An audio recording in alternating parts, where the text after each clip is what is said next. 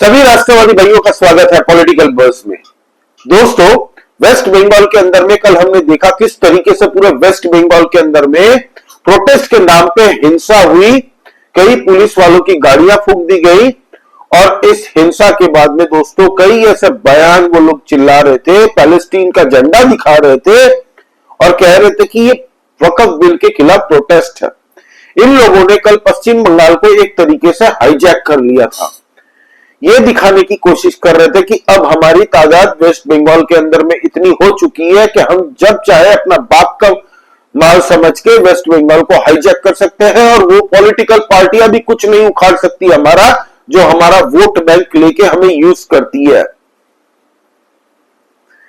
कई ऐसे social media में आपने वीडियोस देखे होंगे जहां पे हजारों की संख्या में लोग सड़कों पे निकल के दोस्तों कई ऐसे बयान दे रहे थे नॉन मुस्लिम्स के खिलाफ। प्लस जो गाड़ियां थी वहां पे चल रही थी उन सब में जहां पे भी स्टिकर लगे थे महादेव के, जय श्री राम के, उन सब गाड़ियों के ऊपर में चढ़ के तोड़फोड़ की गई। दोस्तों, पुलिस वाले वहां पे मुख्य दर्शक भी बन के खड़े रहे उनको, क्योंकि परमिट नहीं थी पुलिस वालों की भी गाड़ियां फूकी गई है। दोस्तों, मुर्शिदाबाद के अंदर में पिछले 2 दिनों के अंदर में 3 दंगे हुए, आपको पता ही है। 3 दिन में दूसरा दंगा हुआ।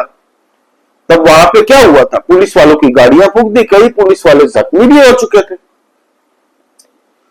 और टीएमसी की पार्टी की तरफ से कुछ छुटपुटिया नेता वाले बयान देते हैं कि हम नहीं चाहते कहीं पे भी हिंसा हो, दंगा फसाद हो। दोस्तों, मेन बात यह है ना कि अब टीएमसी के हाथ में भी वो ताकत नहीं है कि इनको रोक ले। कौन रोकेगा?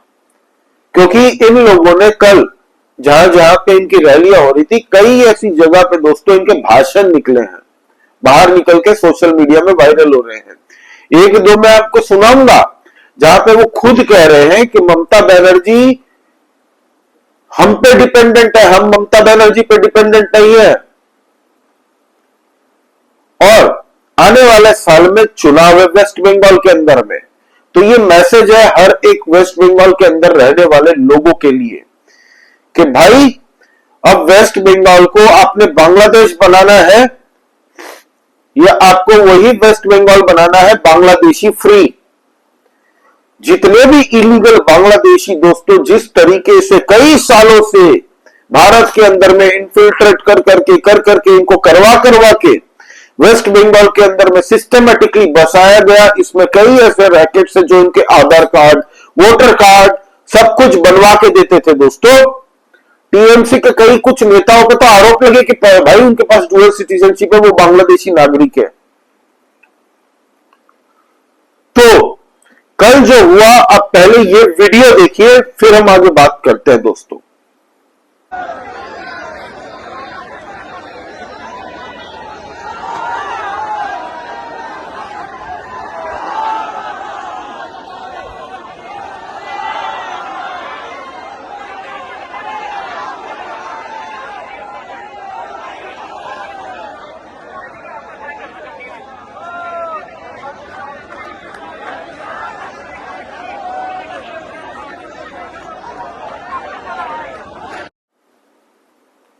कहीं से भी आपको ये वीडियो देख के लग रहा कि ये वक्फ बिल के खिलाफ प्रोटेस्ट था? प्रोटेस्ट होता है शांति से, सबको अनुमति है, सबको परमिशन है, सबको फ्रीडम है प्रोटेस्ट करने का। इस भारत का संविधान हमें प्रोटेस्ट करने का राइट देता है। लेकिन ये कोई तरीका आपको लग रहा है प्रोटेस्ट करने का कि सड़कों पे जाके सड़कें जाम कर दो, सड़कों पे उल जुलूल बयान दो और एक तरीके का वार्निंग देने की ये कोशिश थी? दोस्तों, ये वक्फ बिल के प्रोटेस्ट नहीं लग रहा था, ये कुछ और मैसेजिंग करने की कोशिश कर रहे थे। और दोस्तों, इनमें से अगर छांटा जाए ना, मोस्टली जो डेमोग्राफी वेस्ट बंगाल के अंदर में गांव की, जिलों की हुई है ना, मोस्टली सब इलीगल बांग्लादेशी है, मोस्ट ऑफ देम। 3 रीजन के लिए दोस्तों ये ऐसा कर सकते हैं, हिंसा कर सकते हैं, पश्चिम बंगाल के अंदर खुले आम हुड़दंगगिरी कर सकते हैं। वो 3 रीजन में ये है, पहला इनको पता है ये पश्चिम बंगाल है, टीएमसी हम पे कुछ एक्शन लेगी नहीं, क्योंकि हमसे वो उनको वोट मिलता है 30% वोट बैंक की खातिर हमें कोई कुछ बोल नहीं सकता, बिकॉज हम लोग क्वांटिटी में 30% है। तो हम अपनी तरीके से पॉलिटिकल पार्टियों को मैन्यूवर करेंगे। दूसरा, उनको पता है पुलिस प्रशासन को वहां पे इनके ऊपर में कार्रवाई करने का ऑर्डर नहीं है। इनको बस पुलिस को वहां खड़ा कर दिया, पुलिस कितने जख्मी हो गए, पुलिस की वैने फूक दी।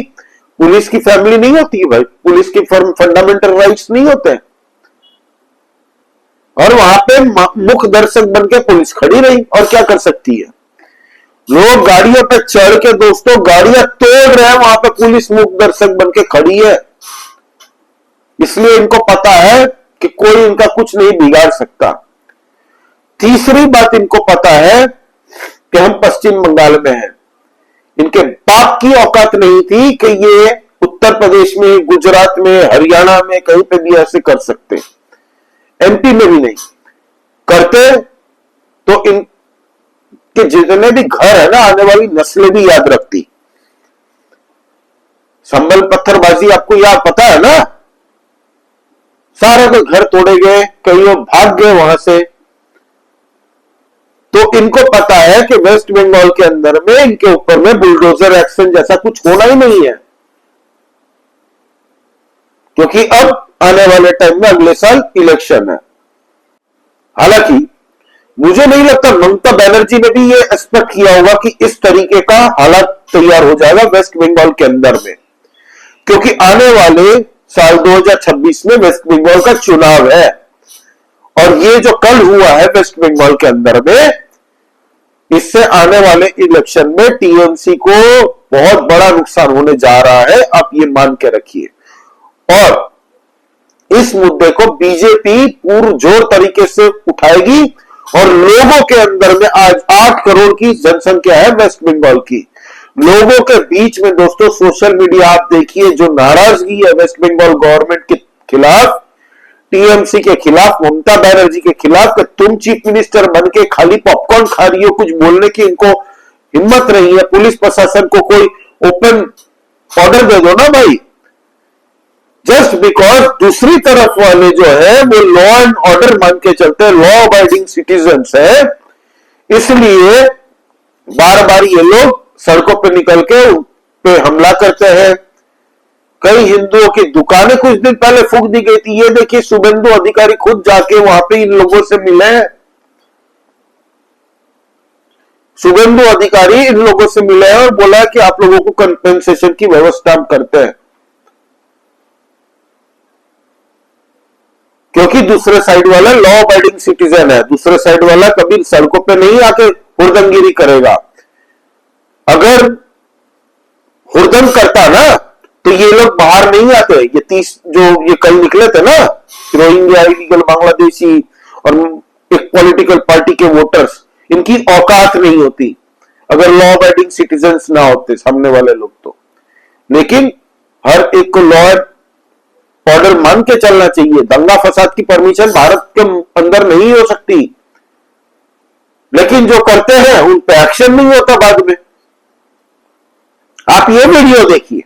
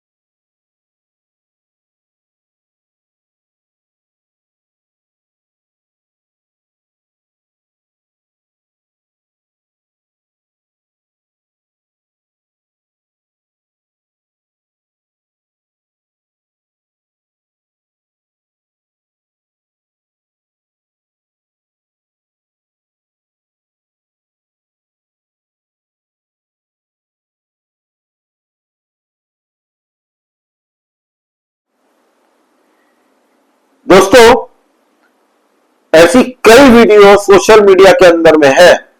आपको पता है सिविल सर्वेंट जहां पढ़ाई करते हैं दोस्तों, वहां पे पत्थरबाजी हुई, कांच माच ऑफिस उनकी तोड़ी गई, गवर्नमेंट प्रॉपर्टीज तोड़ी गई, पब्लिक प्रॉपर्टीज तोड़ी गई। आपको लगता है ये बिहारी टैक्स पेयर है? वेस्ट बंगाल को एक तरीके से कल हाईजैक करने की कोशिश की गई। रेलवे ट्रैक को 5000 लोगों ने दोस्तों रोका है। कल ट्रेन रोकी गई है, रेलवे ट्रैक पे ये लोग बैठ गए थे। वो तो भला हो रेलवे ट्रैक का ब्रेक फेल नहीं हो गया था रेलवे का, ट्रेन का, लेकिन कल इन लोगों ने रेलवे ट्रैक के ऊपर में बैठ के रोक दी ट्रेन। कई घंटों तक ट्रेन वहां पे बंधक बन के रही। अब ट्रेन के अंदर पैसेंजर सोचिए, बच्चे, महिलाएं, लेडीज। कल को इन लोगों के फैमिली के ऊपर में बात आ जाती है, जो लोग विरोध प्रदर्शन इस तरीके से कर रहे थे, उनकी महिलाएं, बच्चों के ऊपर में बात आएगी ना, तो ये लोग फिर से विक्टिम कार्ड खेलेंगे। यही लोग विक्टिम कार्ड खेलेंगे। पूरे के पूरी रेलवे के ट्रैक को दोस्तों इन लोगों ने हाईजैक कर लिया था।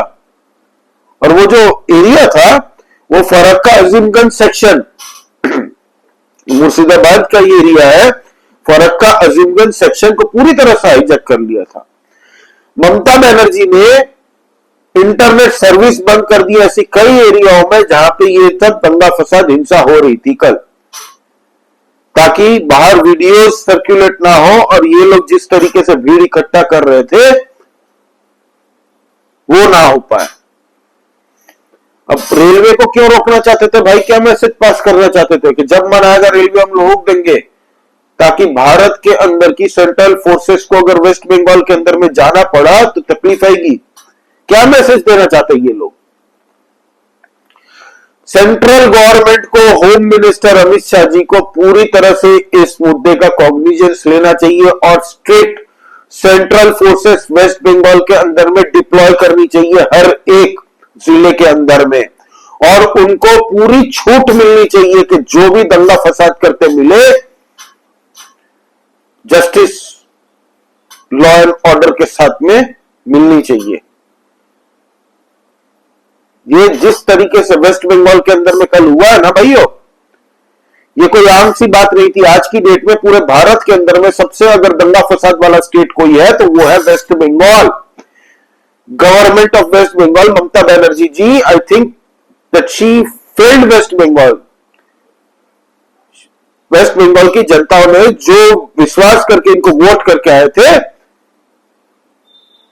आज वो भी सोच रहे हैं, सोशल मीडिया पे लिख रहे हैं। क्यों नहीं लिखेंगे भाई?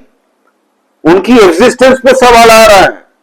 और ये कौन दे रहा है? इलीगल बांग्लादेशी भिखारी, 2 टके के अपना देश के नहीं हुए सगे, भाग भाग के वेस्ट बंगाल के अंदर में आए, और अब यही वेस्ट बंगाल के स्थानीय लोगों को धमकी दे रहे हैं। आप ये वीडियो सुनिए पहले। কলকাতাকে যদি বলতাম জ্যাম করব তো 50টা জায়গায় 2000 করে বসে যেতাম, সেটা এখন হয়নি, পরে কিন্তু হবে। বলে করব, বলে প্রথমে জেলাকে একটু টাইট করি, তারপরে কলকাতার 50টি জায়গায় 10,000 হলে কত লাগবে? বাস এরা আসবে কলকাতায় বসে চিড়ে গুড় পানি বাতাসা মুড়ি খাবে আর একটু বসবে, কিচ্ছু করতে হবে না। दोस्तों ये बंदा कह रहा है बंगाली में कि if I said we will, मगर मैंने कहा है कि हम लोग जाम कर देंगे कलकत्ता को, तो हम कर चुके होते। ठीक है, 50 अलग अलग इलाकों में हम लोग कलकत्ता के अंदर में जाम कर चुके होते अगर हमने करना होता तो। हमने नहीं किया। 50 अलग अलग इलाकों में जाम करते, हर एक जगह पे हम लोग 2-2 हजार लोग अपने बैठाते। फिर इसने कहा कि हमने नहीं किया लेकिन हम करेंगे। धमकी दे दी भाई ओपनली। क्या एक्शन हुआ इसके ऊपर में? कुछ नहीं। फिर इसने कहा कि बोल के करेंगे, बोल के करेंगे। पहले जिला को, अपने जिला को टाइट कर दे, उसके बाद में कलकत्ता की बारी। कुछ रह गया? कुछ नहीं रह गया। ये बंदा अरेस्ट हुआ है, अब तक कोई अपडेट नहीं है। फिर एक और वीडियो देखिए जहां पे खुद ये बंदा ही बोल रहा है, जो मैंने आपको थोड़ी देर पहले कहा था कि ममता बनर्जी हमसे है, हम ममता बनर्जी से नहीं है। मुसलमानों के वोट बैंक को लेके वो जीत के आई है वहां पे। सुनिए आप इसको। মুসলমান আজকে আমরা এখানে এসেছি কাঁধে কাঁধ মিলিয়ে, যদি আমাদের দায়িত্ব ঠিক ভাবে না পালন করতে পারে, কথা রাখতে পারে, পরবর্তীতে আমরা কলকাতাকে অচল করে দেখিয়ে দেবো। এই কলকাতাকে অচল করবো। দিদির উচিত হবে এইটাকে নিয়ে গর্জে ওঠা। কেন দিদি আমাদের দয়ায় বেঁচে আছে, আমরা দিদির দয়ায় বেঁচে নেই। ভাই সত্যি দিদি আমাদের দয়ায় বেঁচে আছে। মুসলমানের ভোট নিয়ে আজ পশ্চিমবাংলার প্রতিটা মুসলমানকে শহীদের করে। देखा, ये बंगाली में कह रहा है कि हमारी अगर डिमांड नहीं मानी गई तो कलकत्ता को हम पूरी तरह से स्टॉल कर देंगे, स्टैंड स्टिल। ठीक है, और दीदी हम पे डिपेंड करती है, हम डिपेंड नहीं करते। मुस्लिम वोट्स वो लेती है चुनाव जीतने के लिए, and we don't depend on Didi. हम डिपेंड नहीं करते दीदी के ऊपर में, ये उनको समझ जाना चाहिए। तो इससे पता चलता है दोस्तों, अब पॉलिटिकल पार्टियां इनको यूज नहीं कर रही है, अब ये लोग यूज कर रही है पॉलिटिकल पार्टियां को। डेमोग्राफी इस हद तक वेस्ट बंगाल की बिगड़ चुकी है। वेस्ट बंगाल के जो गवर्नर साहब है दोस्तों, उन्होंने भी कहा, सीवी आनंद जी ने, हम लोग we will not allow anybody to tamper the freedom of the people. बस भाई बयान से सर होता तो हो ही जाता। अब इतना कुछ हो चुका, उसके बाद में एक्शन सेंट्रल गवर्नमेंट को, सेंट्रल फोर्सेस उतारनी चाहिए प्रेसिडेंट से परमिशन लेके। तो ये हुआ है दोस्तों। दिलीप घोष बीजेपी के लीडर है, उन्होंने तो खुले में कह दिया कि Bangladeshis are entering India illegally and they have a conspiracy to drive away Hindus, local Hindus from here. हमारे बांग्लादेशी जो इलीगली घुसते हैं भारत के अंदर में, वेस्ट बंगाल के अंदर में, वो यही एजेंडा लेके आते हैं कि वहां पे आके हम वेस्ट बंगाल के अंदर में जनसंख्या विस्फोट करें, डेमोग्राफी अपनी बढ़ाए, और यहाँ के जो स्थानीय हिंदू लोग हैं, इन लोगों को यहां से भगाए प्रताड़ित करके। खुद दिलीप घोष ने कहा, देख लीजिए। और ये जो मैं बात कर रहा हूं, ये सारी की सारी बातें भाजपा की तरफ से ही आई है। बीजेपी, वेस्ट बंगाल, शुभेंदु अधिकारी सब यही कह रहे हैं कि Mamata Banerjee ji is unable to control the situations anymore in West Bengal. ये वो लोग बोल रहे हैं, शुभेंदु अधिकारी ने कहा। तो आप कमेंट करके बताइए दोस्तों कि आपको क्या लगता है, वेस्ट बंगाल के अंदर में 2026 में आने वाले टाइम में चुनाव है, बीजेपी के पास बहुत बड़ी अपॉर्चुनिटी है कि अब पूरी तरह से अपने एक एक फील्डर को प्लेस कर दे और शुरू हो जाए काम करना। ग्राउंड पे लोगों के अंदर में बहुत गुस्सा भरा हुआ है, एंटी इनकम्बेंसी है ममता बनर्जी के खिलाफ। मैं आपको बताऊं, मैं born and raised in West Bengal हूं दोस्तों। मैंने सीपीएम का राज भी देखा है, तृणमूल का भी देखा है। सीपीएम कम्युनिस्ट पार्टी, जिसको मैं सबसे ज्यादा नफरत करता हूं, इस तरीके का हुड़दंग मचाने का दोस्तों सीपीएम ने भी कभी अलाउ नहीं किया था। इस तरीके का, इस रेंज तक इतनी आजादी इलीगल बांग्लादेशियों को नहीं दी थी। और उस वक्त में डेमोग्राफी कुछ और थी, हालांकि उस वक्त में भी इलीगल बांग्लादेशी बहुत थे, लेकिन डेमोग्राफी जिस तरीके से टीएमसी की सरकार आने के बाद में बढ़ी है दोस्तों, कभी एक्सपेक्ट नहीं किया था। वही ममता बनर्जी है जो पार्लियामेंट के अंदर में बांग्लादेशी के खिलाफ में बात करती थी, और सरकार में जैसे ही आने के बाद में आज ये हाल है वेस्ट बंगाल का। इसीलिए कोई बिजनेस करने, कोई इन्वेस्टर वहां पे नहीं जाता, कोई नहीं जा रहा। जिस तरीके से रतन टाटा जी को भी वहां से निकलवा दिया था सिंगूर के वक्त में, वो एक मैसेज था। एनीवे दोस्तों, आपका इस बारे में क्या कहना है, कमेंट करके बताइए। क्या 2026 चुनाव में टीएमसी के जाने के चांसेस लग रहे हैं आपको? लाइक कीजिए इस वीडियो को और please subscribe to this channel. जय श्री राम। सभी सनातनी और राष्ट्रवादी भाइयों को जय हिंद, वंदे मातरम।